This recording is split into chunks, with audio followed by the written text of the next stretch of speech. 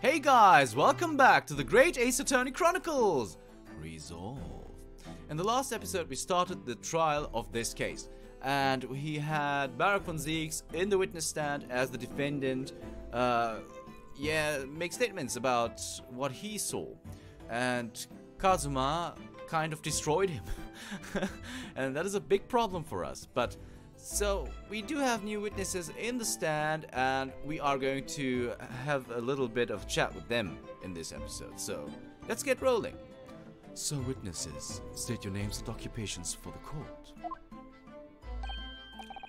Names? We don't use names. Far too fancy for the likes of us. We're just free and easy, sell what we like, live where we want to live.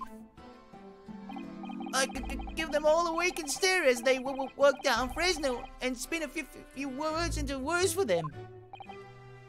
Oh, would I be right in assuming that all three of you make your living by selling wares on the street? Hey, everyone calls me gossip. I sell jaunty little tidbits to passers-by, you know.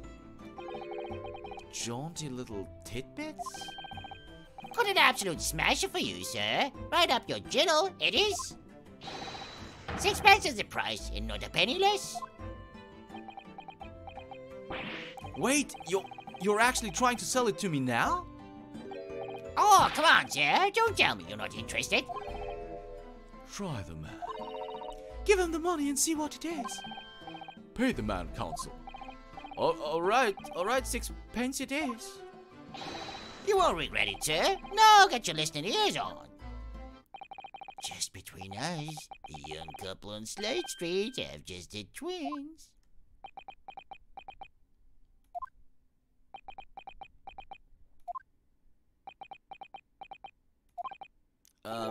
Is that it? No, that's not it. It's gossip, isn't it? It wants to spread, but that bit's up to you and your mouth, of course. I've got more, you know. Want another juicy one? 6 pence apiece, it is, if you're curious. I am curious, yes, about what's going on just under that fat bottom lip of yours. Namely that unusual bruise or whatever it is that's poking out from under your collar. What about the next witness then? What name do you go by and what do you sell? Me, I'm Venus. That's what everyone calls me. Funny, innit? I sell these lovely little fireworks to all the local school kids.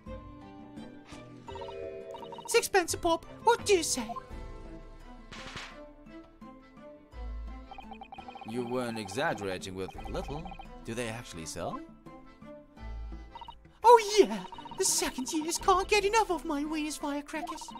Especially when I tell them that if they get 100 they can't blow up the school. Not the most savory of ideas, young lady. What you say then, huh? Wanna part with 6 pence for a pop? Wait, what? You want me to buy one? Tell you what, I'll let you in on a little secret. You get 100 of them, you could blow up the whole courtroom. Try the woman. Give her the money and see if she's right. Pay the woman, counsel. Alright, I'll buy one. Lovely stuff. Right then, this is something a bit extra just for you. The Venus special, only 600 pence. 600? It's 100 of my regular fireworks. Nothing little about it. But that is there. And there'd be nothing little about the punishment if I blew up the Old Bailey, either. The Venus firecracker has been entered into the court record. Interesting. The Venus special firecracker consisting of 100 smaller fireworks at 6 pence each. What sort of a bang could it make? And the last witness, that name, what name do you go by and what do you sell? I am the think-a-me. Think all sorts of thoughts. I think, therefore I am. I am, therefore I think. I think.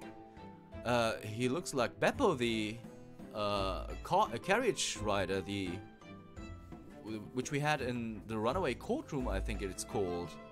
And that was the first game. And he kind of looks like him, and he also stutters, so he's a scatman too.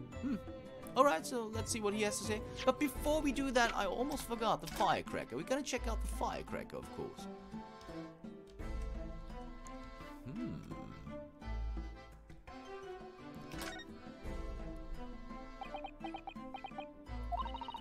Have you had an idea, Mr. Naruto? You're staring at the end of a string of fireworks. Sorry, it's just that it's the Venus special. I was wondering what 600 pence worth of fireworks would sound like. Shall we find out? What? But she said it could blow up the courtroom. Oh, alright, that was a fairly sizable bang. My ears are still ringing, Mr. Naruto. It sounded almost exactly like... The details of the Venus firecracker have been updated in the court record. It goes off like a gunshot. Would you look at that? Okay, good thing we did that. Nothing else of interest, right? Nope, nothing else of interest. Very nice. Okay, so let's listen to Beppo. Because I stand there on the street watching the world go on about me. They call me the Observator. Get out of it, old man. Everyone calls you Sandwich, and you know it. So, you don't actually sell anything? A problem shared is a problem halved, as they say. I give advice to you. And think what it means. I don't actually sell anything, no. Come to think of it. Pity. No more purchases today, please.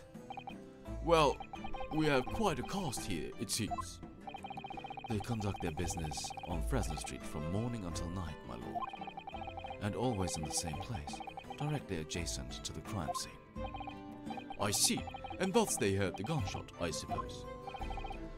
Not only that, but they very bravely ran inside to see what was going on and witnessed the crime. Well, I'd be backward, I thought. Just between us. Wait, Mr. Milo, what am I to do? What a terrible thing I saw! Well, what I think is, if all what we see is light and shadow playing with our eyes, is any of it real? Very well. The court will hear the formal testimony of these three witnesses now. You will describe in detail what you witnessed and heard at the time of the incident. All right. Witness testimony. The witness's account. We saw the whole thing from start to finish, we did. Everything from the moment they went in the building. It was less than a minute after Reaper had gone inside that we all heard a big bang. Seems to me that quick to talk is quick to walk. Gossip couldn't wait to go and see what had happened. I ran into the room and there he was, the Reaper, gun in hand, standing over the dead body. I was scared half to death, me, so I ran off to find a copper.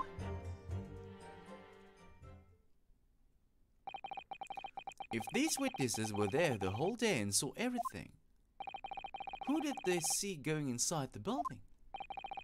Only the victim, Inspector Gregson, and the accused, Barak von Zieks. I've seen pictures of that Reaper in the paper. I know what he looks like. And just between us, folk love stories like this. I've made myself a tidy sum already. But wait, the room was just one of several flats in the building. Someone from another flat could have done it. All those flats on Fresno Street are unoccupied. Of course they are. They're small, damp, dirty, and expensive to boot. The room in which the inspector was found is the only property in the building that's currently leased. Now we know that the leaseholder's name, don't we? It's Hugh Boone. The testimony the court has just heard would appear to have little room for doubt. It's becoming increasingly difficult to see how any other than the defendant could have committed the crime. No. Thank you for your conduct, my lord. Counsel for the defense, you may proceed to cross-examine the witnesses. Yes, my lord. In a closed court like this, without a jury, the judge is the only person whose opinion matters. I have to break down this testimony somehow.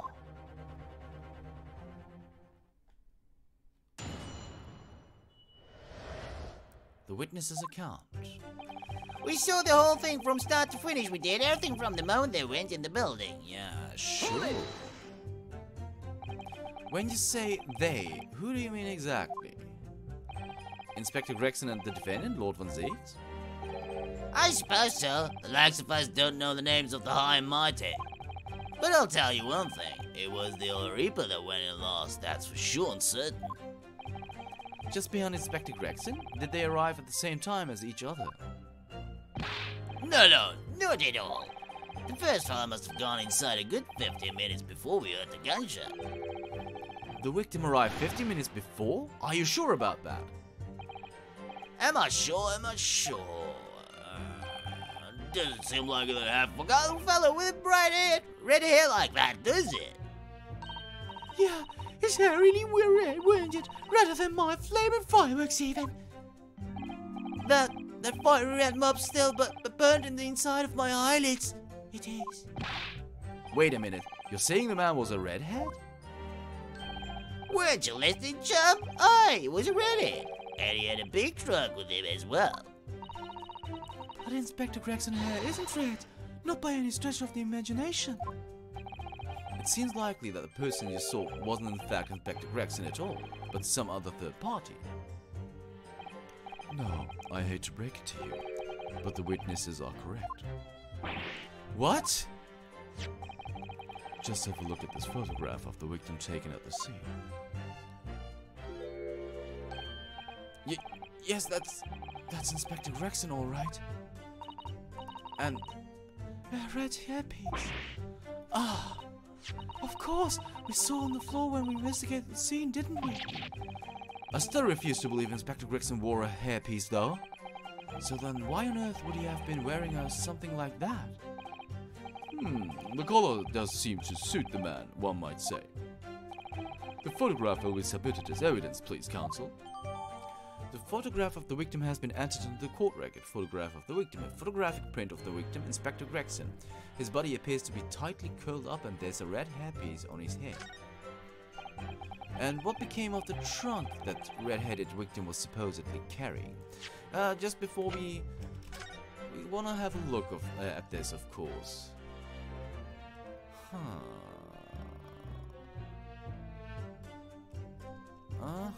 Okay. Okay.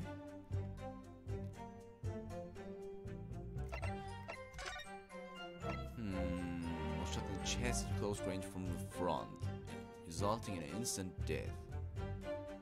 Bullet exited from the body from behind. Okay. So sorry guys. I just. Okay. Let's keep going. I was informed that no trunk was found at the scene, so it just disappeared. What? Do you expect us to have been watching the building every second, do you? We definitely saw him in the dock going in, though. No question about that. It was less than a minute after the Reaper had gone inside that we all heard a bang. Hold it! By which presumably you mean the gunshot. I sell these little things, don't I? How would I know that a gunshot How would I know what a gunshot sounds like? But I've always thought it probably sounds a bit like this, doesn't it?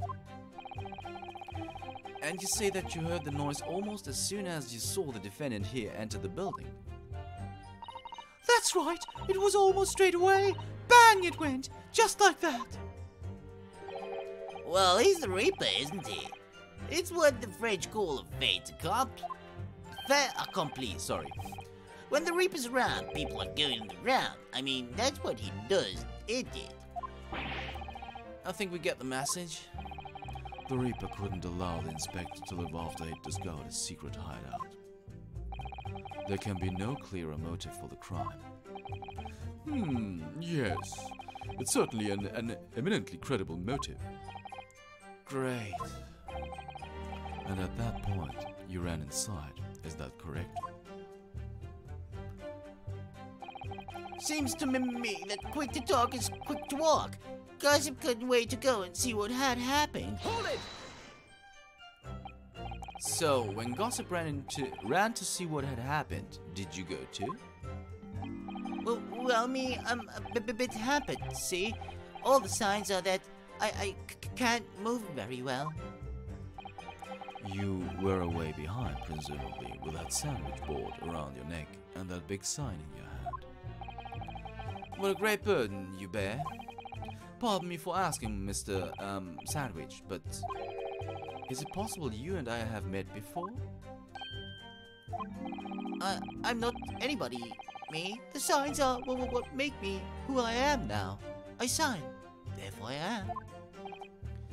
So you weren't employed as an omnibus driver just under a year ago then? I might be mistaken, but I believe his trembling has intensified, Mr. Naruto. Yes, I agree. He's clearly been through a lot. Turn down King Henry Street and the Black Widow's arms is just there. Oh dear, you've made him hide behind his sign. Life is full of surprises. I ran into the room and there he was, the Reaper, gun in hand, standing over the dead body. Hold it! So then, you were the first person to arrive on the scene, is that right? That I was! Kicked the door open like a professional I did, and yelled out, "What's going on up here?" Lord Van Zeeks claims all he heard was a man's scream, though. And was it dark inside the room? No, not dark at all. There were candles burning on the wall. Really? And there was a fella collapsed on the floor. Just between us, it's the first thing I noticed when I got inside. Ah, I see. Even though Lord Van Zeeks claims not to have seen any such lights on the wall. The next thing I noticed was someone standing right beside the body. The accused Barak Van Zeeks. That's right, the pale-faced Reaper himself. I was a little shocked, I won't deny it, but I'm no lily-livered comet. I stood my ground and gave the Reaper a cold hard stare myself. Excuse me. Okay, we're gonna pursue that. Do you have something to add, Mr. Sandwich? There's really nothing to me. Empty in the head, I am. Just 2 slices with no middle. So I don't know what you could reward with me. I think that maybe you just remembered something. Having heard Mr. Gossip's last statement, I mean. Well, what I think is, we're all nothings really. We try to dress ourselves up as something else, but at the end of the day, we're all just street sellers. That's enough of you, Sandwich. Keep your trap shut now. Unless you want us to make you into a real sandwich. When he saw the Reaper, he fell clean over on his backside. That's it? Oh, you rotten bagger! I told you to keep that a secret. He screamed, he did. Screamed and scrambled off on all fours. That's all I wanted to say. Mr. Gossip, is this true? The floor was dead slippery, that's why. Planted my head in a filthy pool of blood, didn't I? Yuck. What, a pool of blood? But listen here, when I was sprawled on the floor, I still kept giving that Reaper a cold hard stare, and don't you forget it. Let's just go back a little. Did you say you got blood on your hand? I did, aye. Happens to the best of us at times, doesn't it? So I was scared, so I slipped over. We can keep it just between us, can't we? No, Mr. Gossip. I'm going to have to ask you to add that information to your formal testimony. Oh, if I must. The witness will amend his testimony to include the aforementioned details at once.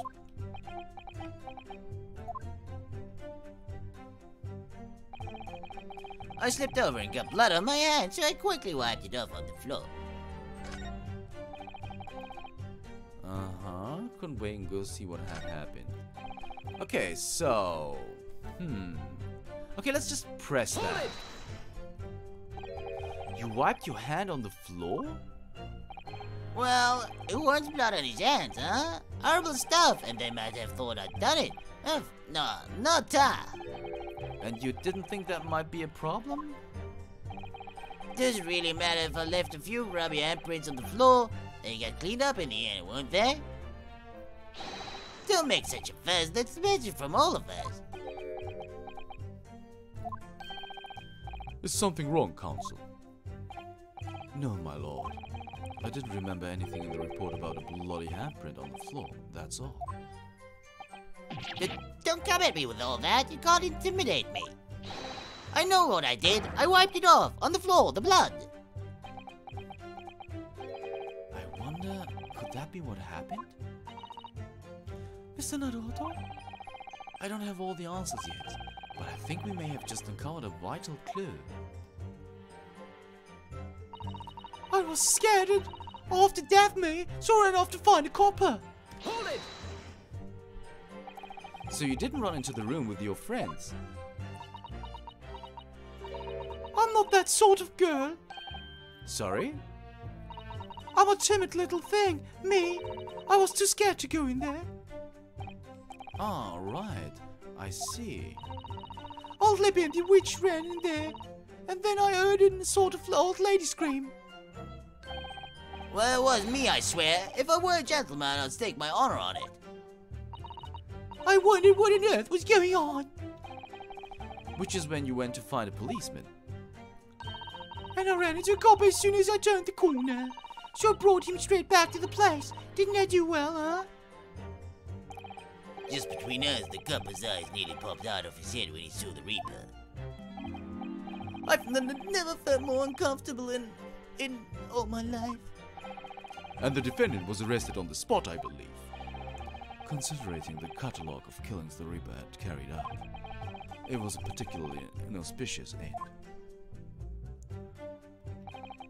If I can't find any holes in this testimony, I'm afraid the judge will give a ruling of guilty, Mr. Naruto. the truth is, though, their combined testimony is fairly damning. Unfortunately, there don't seem to be any obvious problems with their statements, do there? Still, if Lord Von Zieks really is innocent, then I'm almost certain that we'll find something in there that doesn't quite add up. You don't think that one of these three could be the true culprit, do you? I don't know, but what I do know is that there's more to this case that has yet to be brought to light. Which is absolutely true, but I think that this statement wiped it on the floor, but we do have the notice that there's a bloody handprint on the backside, it says. And that is very, very strange. So,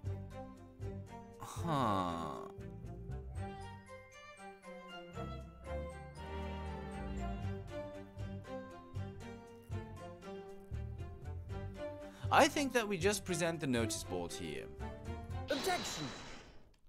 And apparently we're right. So you wiped off the blood from your hand on the floor of the room. Are you quite sure about that? Well, what else did you expect me to have done, huh? Does it really matter? Objection! The police found no such handprint on the floor during their investigations. What exactly is the defense asserting? Objection! If you listen, you'll find out. Prosecutor Asuge. Certainly, there was no bloody handprint found on the floor. What are you trying to say? There was a handprint in blood after left very clearly at the scene. On the back of this notice board. Ah! Ah, yes, indeed. Indisputably a handprint in the distinctive color of blood. Aye, you're dead right. That's my right hand. I'd know it anywhere. Objection! The witness very definitely testified that he wiped his hand on the floor, and any handprints on the back of the board are irrelevant. Objection! Not if the board itself had fallen over on the floor. In that case, it's quite possible for the witness's handprint to have ended up there. Just look at the floor plan of the room. The notice board was on the opposite corner of the room to the victim and in an upright position, even if it had somehow been toppled and was lying on the floor at the time. It would have been considerable distance from the body. I fell over when I came across the body. So it was basically right next to the corpse, not on the other side of the room. In other words, the defense's assertion is contradictory. Yes, it is. There's a very definite contradiction here, for which there must be a reason. I take it that you've formulated a proper hypothesis, counsel. Regarding this apparent discrepancy between the witness's account and the handprint found at the scene. I have, my lord. The discrepancy between the witness's account and the location of the handprint is explained by... Well, we don't have any other handprint. It might be false testimony, but I think it's about the board moving, and we're gonna select that. The real contradiction here is the handprint itself, not where it was found. As the court can see, it's upside down. Good gracious, so it is! If the witness had put his hand against the board, the fingers should be pointing upwards. What does that tell us? It tells one simple fact. When this handprint was made, the board must have been lying on the floor as I previously suggested, which means that after the incident, it must have been moved. What? Objection! You're claiming that somebody moved the notice board after the shooting. Then tell the court who. I don't know that yet, but the point is, when you consider all the testimony we've heard so far, we can now be very clear on one point. And that would be? The position of the notice board at the time of the incident, my lord. So, counsel, I must ask you to clarify your assertion for the court.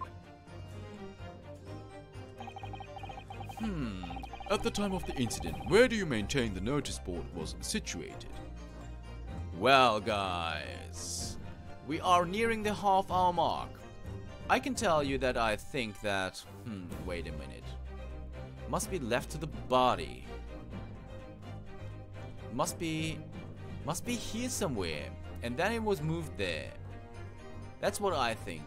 Because they came in, they saw there was all the blood, it fell down, and then he touched that. But we are good, although... Okay, now I already clicked. So I think it must be here somewhere. Take that! This is the only possible location. Immediately adjacent to the doorway. If the court would think back to the testimony given by the defendant earlier, he said that when he entered the room, it was dark, and he couldn't see the body. Quack! If the notice board had been here, the body would have been completely hidden from view, and the light from the candles would have been blocked, making the room appear darker. Objection! But the accused also claims that the victim's body simply appeared before him. That's true. Or, in his precise words, just as I picked the firearm up to examine it, the door flew open, and I heard a man scream. It was only then that the body of Inspector Gregson appeared before me. I don't know about calling it a scream, but he was talking about me and no mistake. 'Cause it was me that kicked the door open. If you look again at the floor plan, consider what would have happened if the door to the room was thrown up with force. That can't. The door struck the notice board, knocking it over, making it the victim's body visible. Good gracious! My client has told nothing but the truth.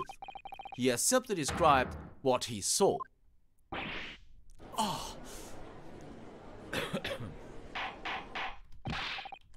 Order, order, order!